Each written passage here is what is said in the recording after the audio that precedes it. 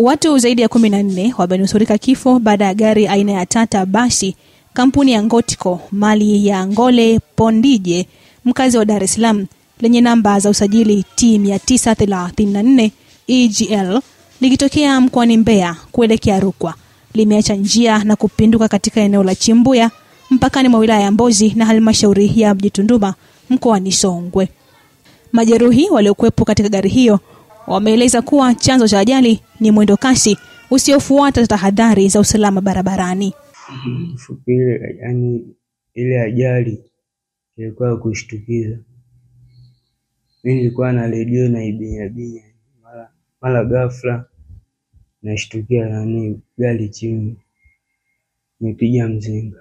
Kaimu mganga mfawidhi wa hospitali ya Mji Tunduma amethibitisha kupokea majeruhi 14 ambapo mpaka tunakuja hewani 7 kati yao walitibiwa na kuruhusiwa huku waliobakia wakiendelea kutazamwa katika hospitali hii.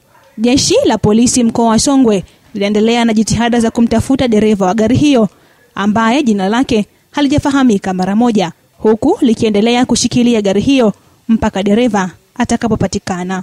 Hii ni Songwe TV1. Kwa majina naitwa Dr. Joseph Celestini, ni kaimu mganga mfawidhi katika hospitali ya halmashauri ya mji wa Tunduma.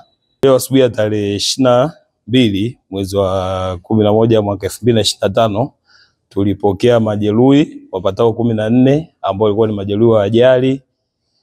Majeruhi ambao walioletwa walikuwa kwenye mchanganuo ufuatao: wanaume walikuwa 5, wanawake walikuwa 7 na watoto wawili.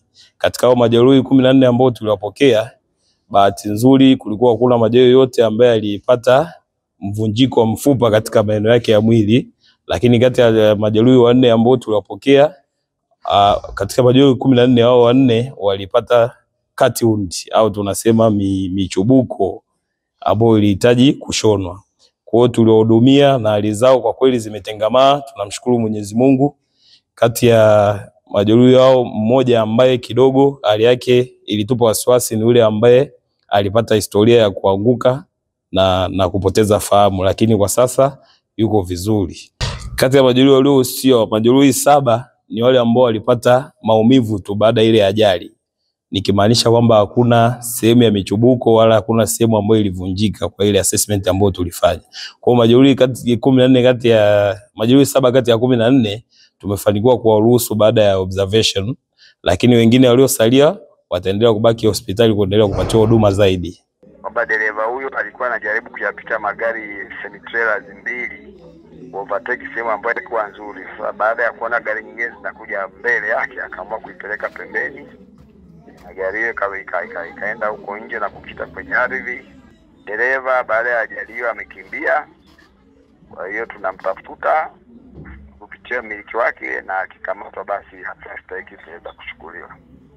Kwa hiyo chanzo cha ajali ni uzembe wa dereva kutaka kuyapita magari mawili sehemu ambayo haikuwa hairuhusu kupita magari hayo. Msingi inashikiliwa, kishafanywa ukaguzi itashikiliwa mpaka atakapopatikana mmiliki basi tutakabidhi, lakini tutamtaka mmiliki tuletea dereva.